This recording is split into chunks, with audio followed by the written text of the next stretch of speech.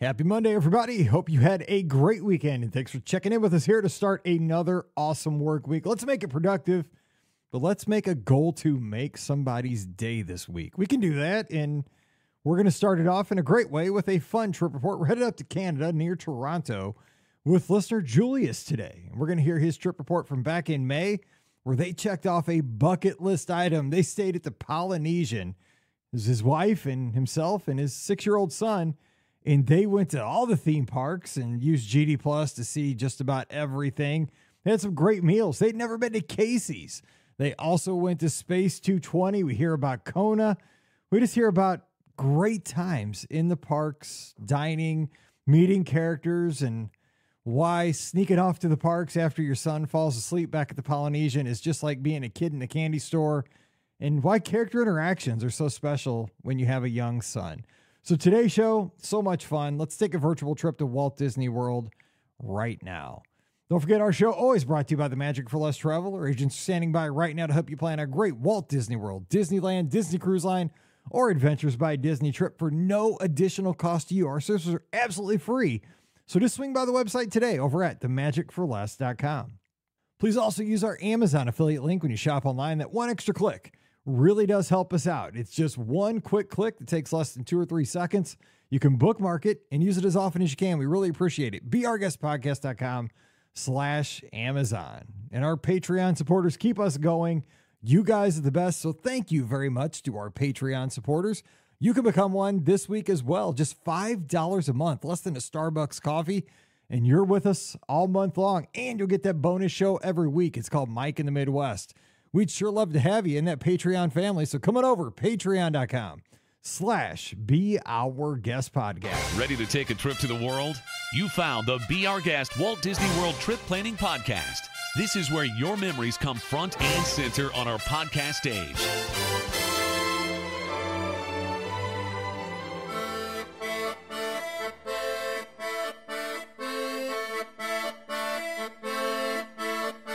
Welcome to episode 2427 of the Be Our Guest Walt Disney World Trip Planning Podcast. I'm your host, Mike Rallman from BeOurGuestPodcast.com and one of the senior agents over at the Magic for Less Travel. Happy Monday to you. Hope you had a great weekend. I know, just a 2-day weekend. It's rough, right? 48 quick hours, but hey, we're back at the grind and we're going to get you out the door and down the road with a fun trip report. And I know it's not as cold as it's been most places, but it's still wintertime. And we're going to give you some warm thoughts here on today's show because we're going to talk about one of my favorite resorts with South Seas ideas and palm trees and all that good stuff. So we're going to have a great time. But we're heading up to Canada today, which I love. I mean, this time of year makes me think of the Maple Leafs, the Montreal Canadiens. If you're thinking out west, the Oilers, the Calgary Flames, the Canucks. I always say, man, best hockey played up north, even though I'm a St. Louis Blues fan. We have Julius. Julius, thanks for coming on the show today. Appreciate it. Oh, thank you very much for having me. It's I haven't talked to you in a few years, but yeah, it's been a while since I've been on, but so I'm very excited to talk about finally taking another trip down to Disney World. I'm so glad to have you. So you were up in the vicinity of Toronto, and here as we are, I think it's real close to the Hockey All-Star break in the NHL. Just a little background on, are you a hockey fan? I mean, Hockey Hall of Fame up in Toronto. So what's the situation up there? Yeah, I'm kind of a passive Leafs fan. I'm not the biggest hockey fan. Baseball is my favorite. So, I mean, right now I'm kind of in that mode of, refreshing Twitter every few minutes to see if the Blue Jays have finally done something or not. Just looking forward to pitchers and catchers reporting in less than a month. Right. That's exciting for me. So, yeah. As of recording right now, it's a month from the Cardinals, because I'm a big Cardinals fan here in St. Louis. 1 month from today, we Cardinals play baseball. So, the frozen tundra will be behind us here shortly. It's always a great sign of spring. And I just gotta say, man, I've always kind of been a Jays fan, like on the outside, because it seems they do it right. And lately they really tend to like to take our Cardinals. You guys really, you have an affinity for our players. And so I like to root for our guys up there.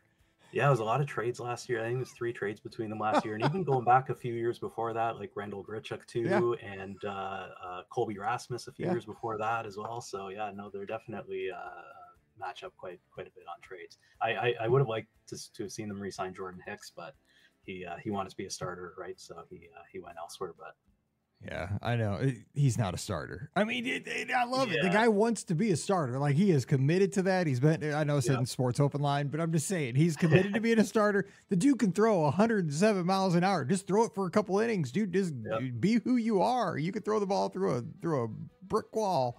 yeah, for Just sure. throw it for an inning and make your millions. Just Yeah, knock off the starting thing. It didn't work. But anyway, and I just yeah, gotta say, Jays, probably the coolest logo of all time. As a kid, I just loved, like, I wanted a Jays yeah. hat because I'm just saying, Oh, nice. there's some classic ones, but the Jays have just like the coolest logo. It's awesome. Like, I mean, Yeah. that just makes you love them. But as a kid, that's like because I always had the you know, I don't know if you guys, because you're real quick, the base, those cheap little plastic helmets that you could get as a Yes. kid, the batting helmets. I had a few Oh of yeah, those. yeah, I definitely. always have one of wanted a those. Yeah. Jays one. That was like the holy grail. I never got one. Oh, nice. But Oh, that's too bad. If I find one, I'll send one to you. there you go. Those are I so don't think I have one anymore, but yeah, with a little brown like rig on the inside that would adjust for your head. Yeah. Man, the good old days. That sounds like a Mike in the Midwest episode. Anyway, let's talk about your background with Disney though, because it has been a few years. Sure. We're going to talk about your trip, but you know, how's the passion for Disney get started for you? And you know, you were a Disney podcaster, kind of put it on hiatus there because you got a small child Yeah. now, and I understand how life gets busy, but just kind of fill us in there. yeah. So I mean, the very first time I ever went down Disney, I was in the mid '90s with my family, and you know, we drove down in our minivan, and it was you know, but I wasn't terribly into it at the time. Like, you know, I enjoyed the rides and everything, but I wasn't all about like, oh, the whole Disney thing.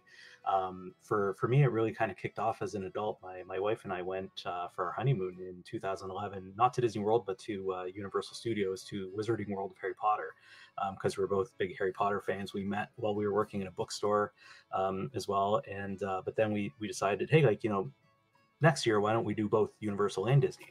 And yeah, just you know, we started going down that planning rabbit hole, reading all the guides, starting to listen to the podcasts and everything, and basically we were hooked at that point.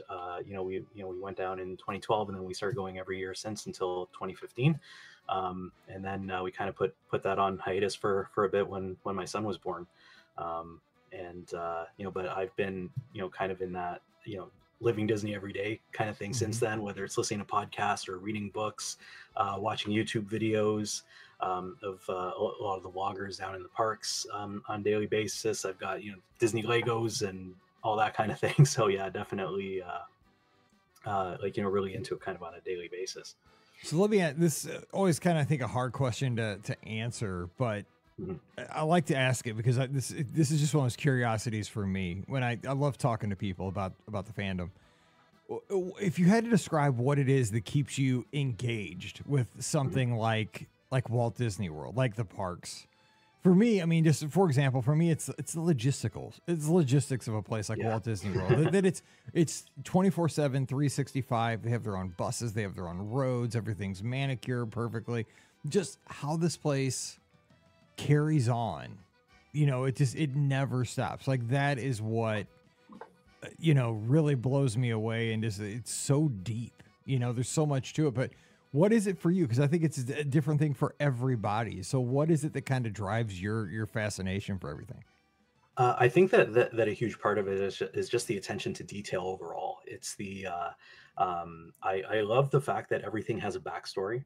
Even if you go into a place like Dinoland USA, for example, like, you know, a lot of people kind of walk in there and just see, you know, what they think are off the shelf carnival rides, and, you know, maybe some cheesy dinosaurs and that kind of thing. But there's a whole backstory to that land, and, you know, it's just like, you know, having done a Disney podcast as well, where I was kind of focusing on the historical aspect of the parks, just getting to really research all of that.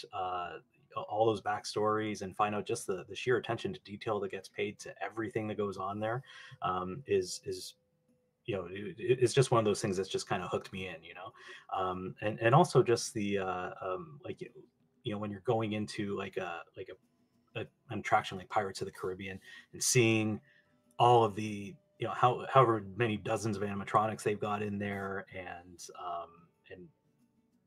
all the, the costuming, the detail on their faces, that kind of thing, like that all just like, really kind of like, makes me think about how much work went into it, how much imagination went into it. And that, I think that that's just one of the things that just keeps driving me back in.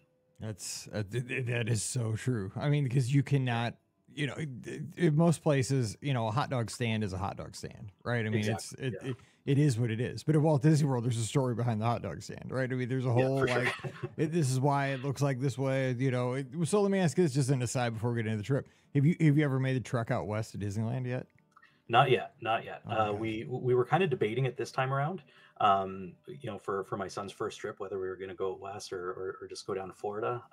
We opted for Florida just because no time difference, and the flight's about half as long, Mhm. and we know Walt Disney World already as well. Whereas even though Disneyland is very compact and everything is like right there, we just thought to ourselves, well, we don't really know it, so it might not make a ton of sense for us to. Since we won't know our way around and everything as well, right?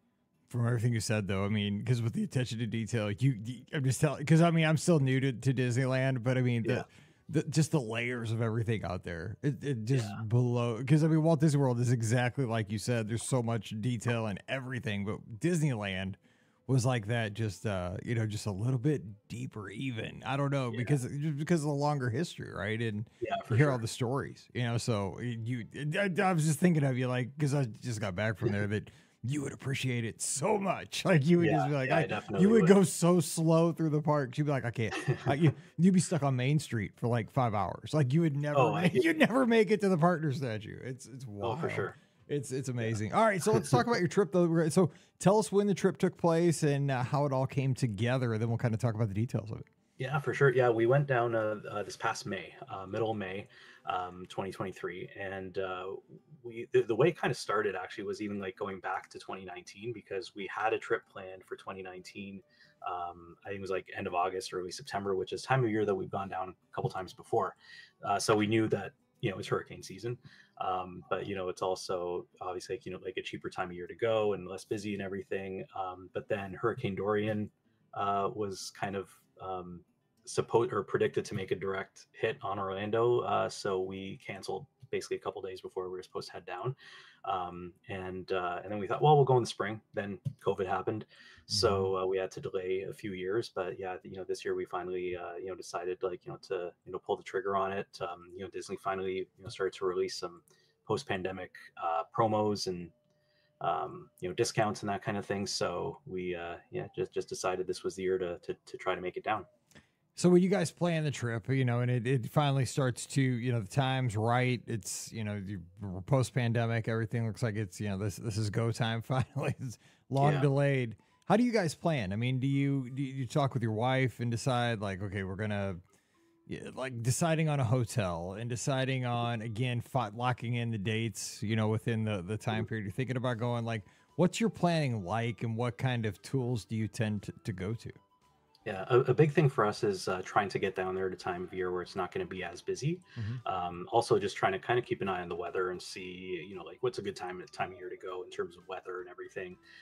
But yeah, for us, the amount of people in the parks is kind of like a bigger consideration. So we looked at a bunch of crowd calendars and read some blogs and that kind of thing, just to kind of suss out when might be a good time of year to go in the spring. So that's kind of how we decided on the time that we wanted to go. And then in terms of the the resort, we were looking at a bunch of different iterations, because obviously there's a pretty big price differential between the deluxes and somewhere like Port Orleans, which we've stayed at before, or even like one of the value resorts. But Polynesian Village had been on our bucket list for so many years, and we just thought our kid's going to get a big kick out of it as well.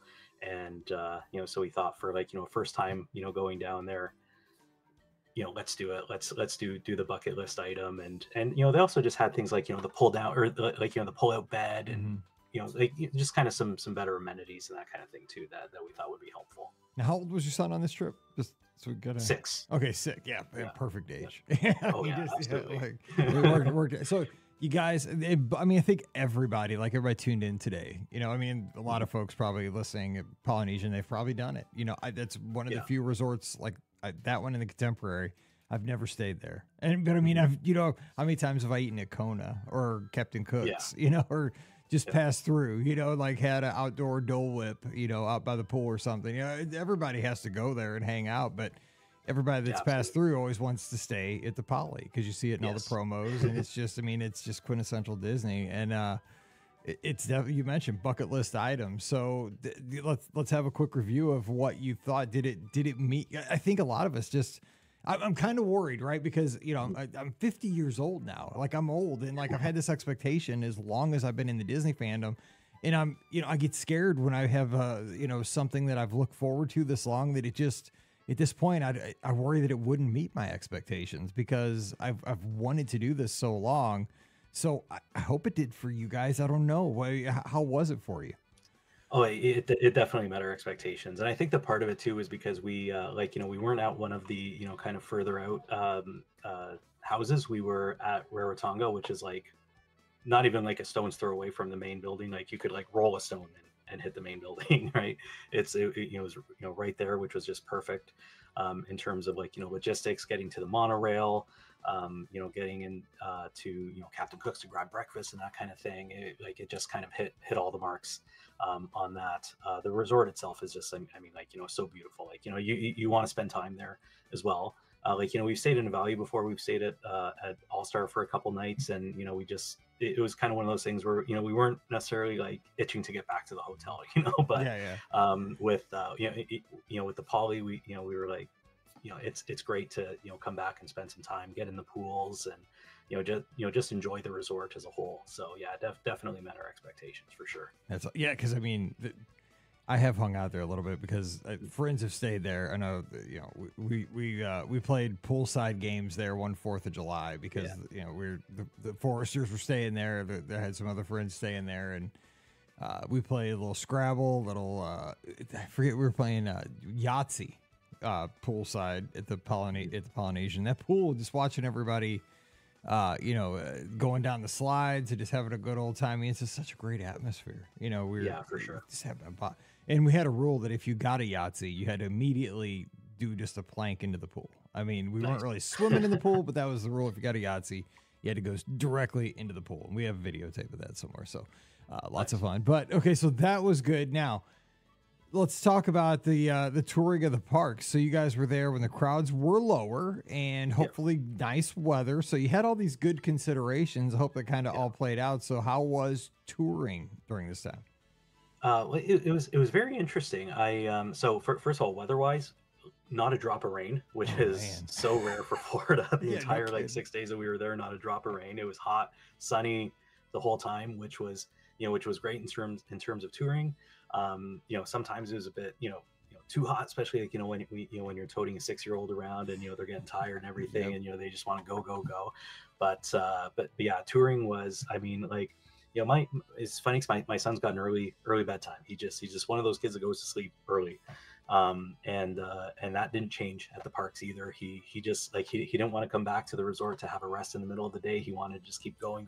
We thought, you know, that's fine. You know, we'll just kind of like, you know, do our few hours in the parks and then, you know, head back, we'll have dinner, he can crash. And then, you know, basically, you know, one of us could then go out to the parks and, you know, have a bit of an evening on our own, that kind of thing. So we did that as well. So that it ended up working out, you know, pretty well, because we pretty much did, I would say 80%, 85% of the things that, you know, we kind of wanted to do. Didn't have any issues in terms of like, touring the parks or anything like that. So. Yes, I was going to ask you about that because I saw you provided some great notes to kind of lead the conversation today. And I know you noted that later on that you were able to kind of sneak out after your son. You took turns like sneaking out, and especially with the location, staying at the Poly, just hop the monorail, boom, you're at the Magic Kingdom, and you can do, you know, a whole bunch of rides real quick and really enjoyed it because the Magic Kingdom's awesome at night. But I was going to ask you, with your son as a 6-year-old, as far as, you know, in the parks, like attractions, character interactions, like what did you learn that worked well that maybe you would like to pass on to our guests? Because so many of our guests are maybe going for the first time with a child in that, you know, like preschool, early elementary school age, and they don't really know what they're getting themselves into, and this could really be a great resource for them. Yeah, I think a big thing is having snacks, because he definitely got hangry a couple of times, and you got to try to fend that off as quickly as possible, right? That happens to the best of us, man. That's me too. Oh, it happens to me as well. He takes after me. But yeah, so that was important for sure. Yeah, just I think being flexible is just one of the biggest things as well, because I know we had there was one day that we were at the Magic Kingdom, and we had our Genie Plus reservation for Jungle Cruise coming up in about an hour or so. And we thought, well, like, we'll kind of hang around Adventureland for a bit. Maybe we'll do, Tiki Room, like, we'll do Magic Carpet of Aladdin. And we went on Magic Carpets, went around, got off. He wanted to do it again. Of course. Went on, got off, wanted to do it again. So we did it 3 times in a row, because he wanted to see us get spit by the camel, basically. So it was just one of those things where I'm like, yeah, it's not my favorite ride, but I mean, he's having the time of his life. And, that was just, so important. We didn't realize also how in love he was going to be with all of the characters that he met.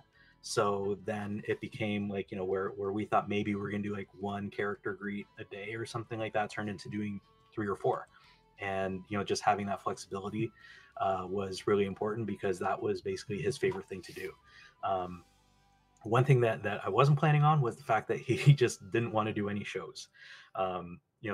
Didn't want to do Festival of the Lion King, didn't want to do Enchanted Tales with Belle, which is too bad, because I was, really hoping maybe I could, do some participation in that. Yeah, because you would have been a knight, dude. For sure. Every dad's a knight. I've been a knight like 4 times in that show. yeah. So I was really hoping that was going to be the time, and no, but yeah, he's didn't want to do any shows, and like he loves cars, but didn't want to do the Lightning McQueen show either. So Muppets, same with Muppets, and I love Muppets. So it was just one of those things where it's kind of like, look, in the past, we had our vacation when it was just the 2 of us, but now it's also his vacation, and being kind of like, flexible with that and sensitive to that, I think is a really key part. Not necessarily giving into everything, letting them have their way the entire time, but also just kind of understanding that, hey, like, this is their first time there, and there's just some really magical stuff happening, and they want to keep doing it. So in your son's defense, I remember when I was about his age, maybe a couple years older, they had a few shows at our Six Flags, and I hated going to the shows. Yeah. Like they had something called the Chevy Show at our Six Flags, and really what it was like a domed little building, and it was sponsored by Chevrolet. And I think it was 3D. I don't know. It was something where they just like, you kind of looked around, and they drove cars around, like, and you were just like kind of like on bench seating, and like everybody, like my parents always wanted to go to it, and I'm like, no, man, there's all these rides. Like, what are we doing? Like, we could ride, the Mine Train roller coaster. We could ride the Momo, the Monster. There was like an octopus ride. We could do all the bumper cars. Like, what? Why are we wasting our time on the Chevy Show? Or going to see, I don't know, the divers. They had divers back in the day. It was like nice. Grandma wants to go see that. Yeah, so I'm with your son. I get it. So let me ask you this though about the attraction. So how did you balance? Because I'm sure because I think you said in here like some of the e-tickets. Like Rise and Guardians. And I mean, did you guys get to experience that? Did you just kind of do, one stays with your son? How do you kind of get to do those type of attractions throughout the trip? Yeah, so in terms of the e-tickets, there was only a couple that my son was interested in doing. He gets a bit of motion sickness, so we were trying to be kind of like really sensitive with that, because obviously then if he starts throwing up or something, then bad news. We might have to shut the day down, right? So so we don't want that to happen. We did try Flight of Passage, because we were at Animal Kingdom the second day that we were there, first full day that we were there.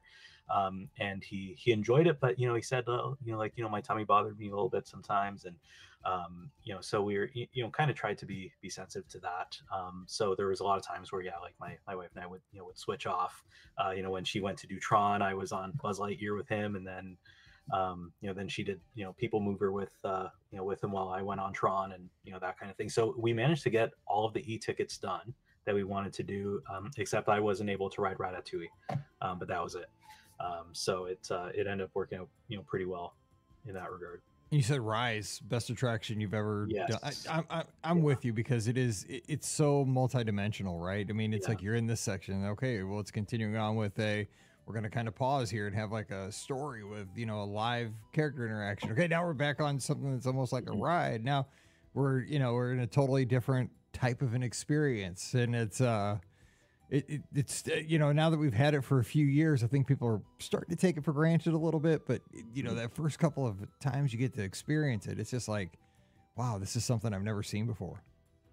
Yeah, for sure. And there's, I mean, like, I think that because we've been down there a few times in the last few years, there's, you know, not a lot that's new. So it's like, you know, when you're riding something for the 20th time, like you still love it, you still appreciate it a lot. But there's not that element of surprise anymore. Like, you know, with Rise, it was just like, you know, to me, I was just like I didn't know what to expect. You know, for the last few years, I've stayed away from the spoiler videos and everything because I didn't want to know what it was. I wanted to experience it fresh for the first time. And yeah, I'm really glad that I did it that way because you know, going on it and just like, you know, being surprised by everything, you know, that happened on it, just you know, and understanding kind of how ride mechanisms work and stuff like that too. Like, you know, like the fact that a lot of it was just so seamless and everything was like so impressive.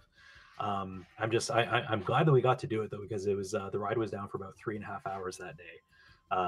When we had our lightning lanes for it as well. So, but then, you know, we were kind of just refreshing our phone every so often to see, you know, when it was going to come back online. And as soon as it was back, we happened to be pretty close to Galaxy's Edge. So we just kind of ran in and, you know, my wife did it first and then I did it. And yeah, I was, you know, so glad that we got to do it because yeah, we're getting worried that we might not have been able to squeeze it in that day. So I hear you. And I appreciate that you try to stay away from the spoilers because I do too. And it's like, it's hard as somebody who, you know, this is what I do for a living, like all day, every day. Like I'm in the Disney stuff constantly. And it's like, you know, it's really hard to not, you know, go down that rabbit hole of like, oh man, everybody's talking about it. But I want it, you know, I don't want my first experience with a new attraction to be like a YouTube video. Like I want to. Exactly. That's why I think I fell in love with Disneyland, right? Because like I had, you know, I'd listened to all the old Webway radio shows and, you know, I'd heard history of Disneyland.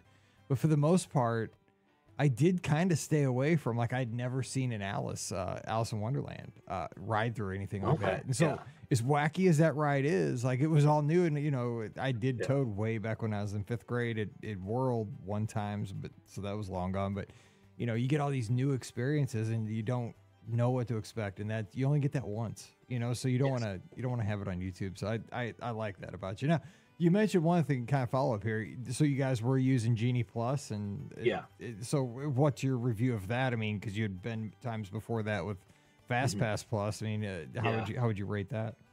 Yeah, I mean, I still miss Fast Pass. Me too, man. yeah, just the flexibility and everything. I mean, I hate paying for it. Yep. You know, that's the thing. But if they just kind of copied Fast Pass and just charged you for it, it would have been better than kind of all the Agreed. you know the mess that they had trying to figure out kind of how to do it this way. But I mean, for the most part though, it helped us get onto the attractions we wanted to get onto. Like, you know, we were able to do everything we want to with fairly, you know, minimal waits for the time of year and everything like that. You know, and then doing, you know, lightning lane for a few attractions and, you know, paying a few extra bucks for that too was also kind of tough, but nice in the sense that, you know, we were able to do those attractions and kind of guaranteed doing, you know, things like Tron and Guardians and Seven Dwarfs Mine Train and Rise of the Resistance, which is, you know, some of the ones that we really, really wanted to do. We didn't do any park hopping, so I mean, we did save the money on that. So it was basically kind of like a reallocation of you know, the funds that we would have spent on park hopping. You know, to do these. So I mean, at the end of the day, it was kind of evened out anyways. Yeah, I think a lot of people are doing that. Like they're just deciding how am I going to take my bucket of money and like, or you know, I got 3 buckets. Where am I going to put the money? You know, it's the same amount of money, but you know, park hopping, like individual lightning lanes, Genie Plus. How are we going to do this? It really does kind of, the thing that gets me. You know, it is just my opinion on things because it is like a guarantee. Say you're a huge Cosmic Rewind fan, which I'm fortunately, you know, as one, I can't believe I'm saying this. Fortunately, I get a little motion sick, so I can't. I've given up on Cosmic. I've tried it twice now, and both times it nailed me. And I'm just, it's not for me. I know it's an amazing attraction because I've been on it twice, but it just makes me just slightly ill, and I just don't need that at a theme park.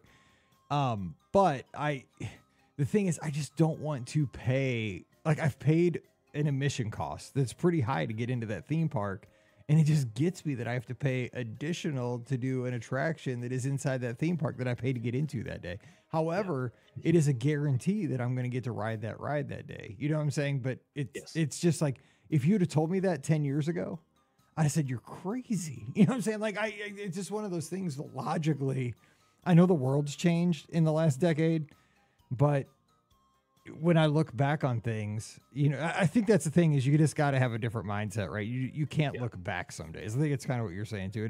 It is what it is at this point, but you know, we wish it could be a little bit different. Yeah, for sure. Yeah, and it's kind of one of those interesting things that a company like Disney's kind of able to get away with in terms of, you know, conditioning their customer to You just don't think about change, it, right? Because I think when you're in the park, right, it's almost like it's not money, right? It's like you're just hitting it on it's an app, you know, it's like a virtual credit or something. And, you know, you're thinking, oh, well, I'm just going to do it. You know, it's tied to my credit card. It's not money, you know, but it is. Okay. So let's talk dining, because you guys had some really cool dining experiences. So thinking back, what worked well for you? What were some of your better meals? Either, you know, quick service, table service. So let's talk about that. Yeah, so I mean, like a lot of 6-year-olds, my son's favorite foods are pizza and noodles with butter. Nothing wrong with that either. I'm just saying. Nope, nothing wrong with that. I mean, well, you know, for me, I can't eat dairy, so I mean that it does work for me as well. But what we found was like we did Pizza Fari the day that we were at Animal Kingdom, and like, you know, my wife and I never eaten there before, but I mean, it was just that day. It was exactly, you know, what we needed for just like, you know, a quick meal that was going to be easy to do and, you know, go down well. And, you know, it was perfect. Right. And like, you know, they give you the little oranges as well, you know, and, you know, instead of fries or whatever it is. And like, you know, it was just a great kind of recharge in the middle of the day, you know, just like, you know, go and get some quick pizzas that, you know, taste pretty decent as far as I'm concerned. And then you know, we did pizza Rizzo another day when we were at Hollywood Studios, and you know, so in terms of like, you know, the quick services and stuff, like, you know, those worked, you know, really well. Like, you know, doing those, you know, the little personal pizzas, doing chicken fingers and stuff like that. I mean, like, you know, for a kid, that's all, you know, that's all they need. And tell me, Pizza Rizzo, at least you went upstairs to the wedding reception hall. Did you not go up there? We tried. Okay. So we were. My son and I were about to go up, and then, you know, but a cast member had closed off the stairs because there was some broken glass or something like that all over them, and they had to clean up. So and unfortunately we had a reservation coming up. Bummer. As a former wedding reception DJ, that they nailed it on the aesthetic up there, man. I'm telling you what, man, that makes me want to play Unforgettable by Natalie Cole. Nice. Every time I'm up there, you know, like it's the mother son dance, ladies and gentlemen. Let's hear it for the mom and the groom and his mom. All right. It was just one of those funny feelings of like, you know, so close yet so far. Exactly. That's so weird though. I mean, like they got it up there. It's just like, it's the weirdest aesthetic, but God, they got it right. It's just, it's like they're in my past. Anyway, so give us a couple other great places you guys did. Yeah, we did Kona Cafe. I think it was like the second night that we were there. I'm not a big drinker, but I got a Lapu Lapu, which was again a kind of a bucket list item for me to, you know, it's hard to spend $20 on a drink, and $20 US too, which is like, you know, $27-$28 Canadian. So, you know, it's a lot of money, but it was very good, and I'm glad I finally did it. If you're not a big and I'm not a big drinker either, but I mean, a Lapu Lapu, they get you. I mean, that's a pretty powerful drink too. That's a potent. Yeah, it is. Yeah, for sure. But but I enjoyed it, and every once in a while you got to treat yourself. So exactly. That's what I decided to do. In terms of, you know, we end up doing Captain Cook's for breakfast a lot of days, like especially with our proximity to the main lodge. Like, I mean, I just, you know, would kind of wake up, do a mobile order for our food, run in, grab it, you know, come back, and you know, it was a good way to start the day. Like, you know, just, you know, having a good quick breakfast before getting out the door as well. And we did Mama Melrose one night as well, which was good. My son enjoyed it too. I just really liked the atmosphere of that restaurant in general. Like, man, I know that it's kind of one of those places that doesn't always get the best reviews and everything, but I mean, you know, to me the food was you know, pretty good, and the overall atmosphere was really nice as well. And but definitely the best. Well, actually, two of the better ones we had. Finally got to Casey's, which I'd never eaten at Casey's Really? before. So like, I'm glad to, we were finally able to do that and got to, sit outside. And basically as soon as we finished eating, the Festival Fantasy Parade came by. So, then we just kind of like, ran over a few feet and just, we're watching the parade go by, which was awesome. But we did Space 220 as well. Nice. One day for lunch. And that was just a phenomenal time. I mean, very expensive, but definitely worthwhile. I mean, like, just the whole thing of like, going in, going into the space elevator, and then walking out into the main dining room. I mean, like, it was, we were in space, and but like, my son thought it was so cool. It's like, wow, I can't believe like we're in space. How are we in space? That only took like a few, couple minutes, and right, like, but yeah, it was just so well done in there too, and the food was good. Most expensive plate of pasta ever. Oh, 100%, because you're paying for the experience, right? I mean, yeah, because the space elevators don't come cheap. Yeah, exactly. Yeah, but no, I find that it's one of those things like, that like, despite the price tag and everything, like I don't hear a lot of people complaining about it, because like I hear everyone say like, it's well worth it, because that the experience, the atmosphere is just so good. And you can't beat it, I think, if you're a kid who is basically like, wow, I'm in space, right? Right. And perfect age. I mean, perfect age for really anything at Walt Disney World, but especially for a meal like that, because I mean, that is taking you to a different, time and place. I mean, boom, it's so immersive. And you're right, we don't talk about that very often on here, so I'm glad we got to discuss that today. So a couple of minutes left. Let's kind of revisit real quick at the end here that you did have that opportunity to kind of go back into the parks after you said your son usually went to bed around 8 or so. Kind of crash, and you could do that with a proximity to the Magic Kingdom and the Epcot via monorail too. It's Polynesian. So how did that work out? Going back into the park solo and just kind of hitting classics or e-tickets or favorites. I mean, was it like a kid in a candy store kind of situation, or I mean, because I go solo too. That's kind of what it is for me. But tell us about that experience. Yeah, 100%. So it was I had 2 nights where I was able to go back in, and both nights ended up being Magic Kingdom nights just because of the park schedules. So like I would have loved to have done a different park, the second time I went out, but I thought, hey, like, there are definitely worse places to be than Magic Kingdom twice, at night. So the first time that I went, I got there basically as everyone was, parked on Main Street for fireworks. And in the central hub. So I basically went in. I'd made a Genie Plus reservation for Space Mountain. I walked onto Space Mountain. There was nobody in the back half of the park, like, at all. So because everyone was waiting for fireworks. So I did Space Mountain, Haunted Mansion, Big Thunder, and Pirates within like half an hour. And and everything was a walk on. Like Haunted Mansion had the 13-minute sign up. It was a walk on. Big Thunder was a walk on, and I was able to take pictures of the fireworks as they were happening while I was on it. So I'm sliding around in the roller coaster with my phone out, trying to take video and pictures and stuff like that. But yeah, that was a really cool experience to see the fireworks while I was on Big Thunder.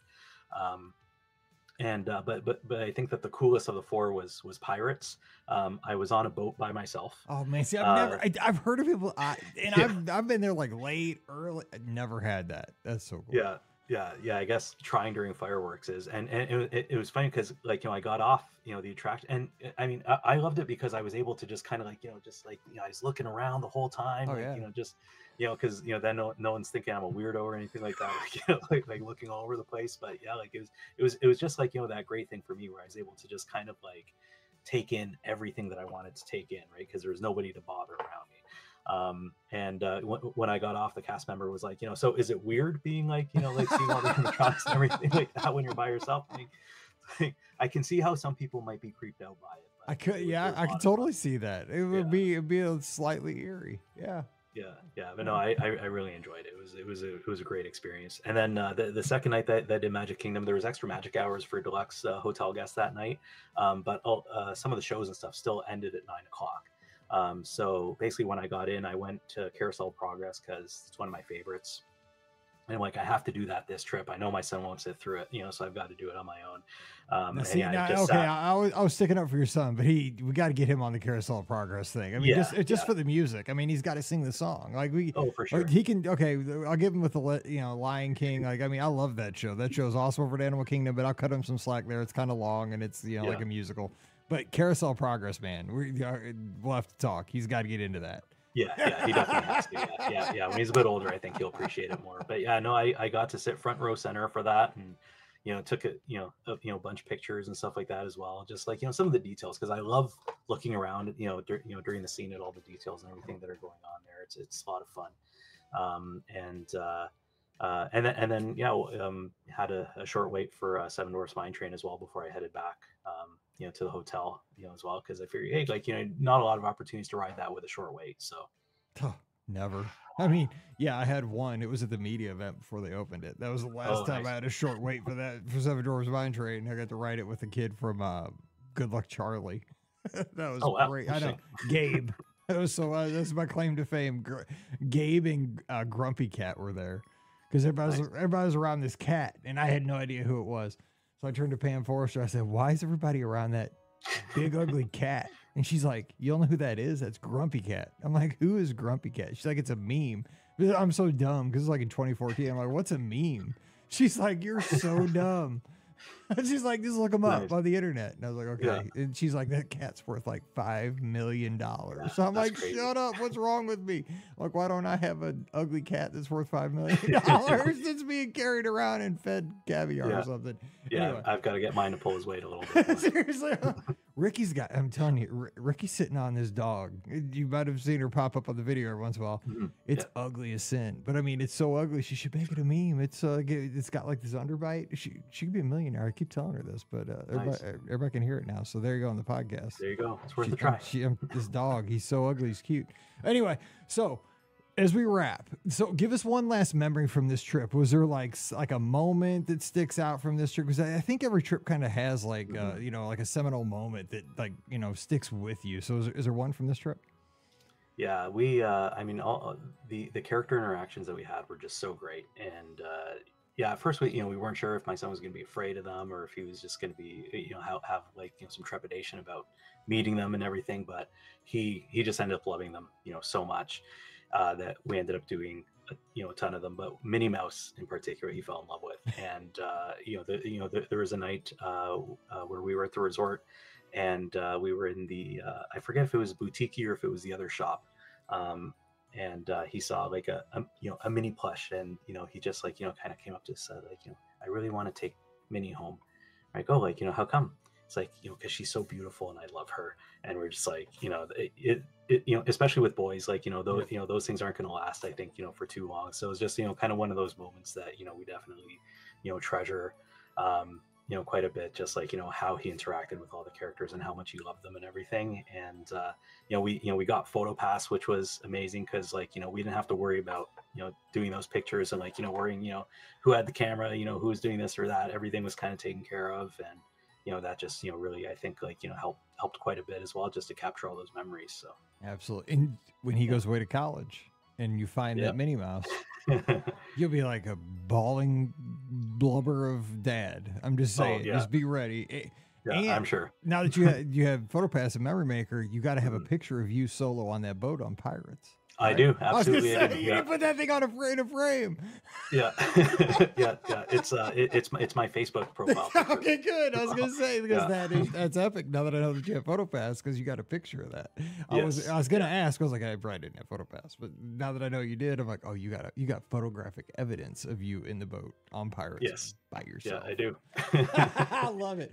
Well, Julius, thanks so much for coming on the show. What a great trip report. I mean, it's a great resource for folks heading down, and just a great way to start the week, man. I was right with you visually going through the Polynesian and all the parks and Space awesome. 220 and all that. So I really appreciate it. And I know it's kind of late to say this, but Happy New Year. And I hope 2024 is a great year for you and the family up in Canada. Thanks for you too as well. Thank you. So is there anywhere people could check you out online? You got anything going on though before we jump out of here? Because I know you you had the old show, but real quick. And I had to pull it down for a little bit, just obviously, just because of hosting, costs and everything like that. But I found a new host for it, so I'm gonna be, I think, kind of taking my better episodes I did over the years and reposting them. So Storybook Radio is the name of the podcast, and then also did another one just this past winter. Or this past fall, called Campfire Christmas, which is just like a little 6-part miniseries on the history of Christmas. I'm hoping to do another kind of short season, this coming fall as well, and hopefully make it kind of a yearly thing. But because I love Christmas as well. Disney and Christmas are a couple of my favorite things, obviously. So, I'm hoping to bring back some new episodes of Storybook Radio in the near future. I'm doing some research and doing some writing right now, so hopefully I'll be able to kind of record some in the next few weeks, few months kind of thing. So, yeah. All right. Well, check it out. Well, hey, good luck with that. And like I said, thanks for coming on the show. Appreciate it. Awesome. Thanks a lot. Thanks for having me. Don't forget, today's show brought to you by the Magic for Less Travel. We are standing by this week to help you plan a great Walt Disney World, Disneyland, Disney Cruise Line, Adventures by Disney trip. Just swing by the website today over at themagicforless.com. Please also use our Amazon affiliate link at beourguestpodcast.com/Amazon. Those clicks support everything we do throughout the year. And thank you so very much to our Patreon supporters. You guys make this show possible. If you're a Patreon supporter, you can support us at just $5 a month, less than a Starbucks for a whole month. And you get a bonus show every week. It's called Mike in the Midwest. They're a lot of fun. So come on over and support us this week. Patreon.com/BeOurGuestPodcast. Give me a follow on social media at BeOurGuestMike, Instagram, Twitter, and Threads. And also, we have a live call-in show this Sunday night, 7 o'clock Eastern, 6 o'clock Central. We turn the show over to you. You give us a call, and you talk Disney with us. And we'll be on Facebook, YouTube, Twitter, Twitch, and Instagram. So give us a holler. We'll talk Disney with you Sunday night, 7 o'clock Eastern, 6 o'clock Central. We'll be waiting for your call. All right, we're jumping out of here. So for Julius up in Canada, I'm Mike here in the good old USA of Missouri. You guys have a great week. Stay safe, stay healthy, and we'll see you real soon. You've been listening to the Be Our Guest Walt Disney World Trip Planning Podcast. If you have questions, comments, or would like to be a guest on the show, please visit our website at beourguestpodcast.com. Thanks for listening, and we'll see you real soon.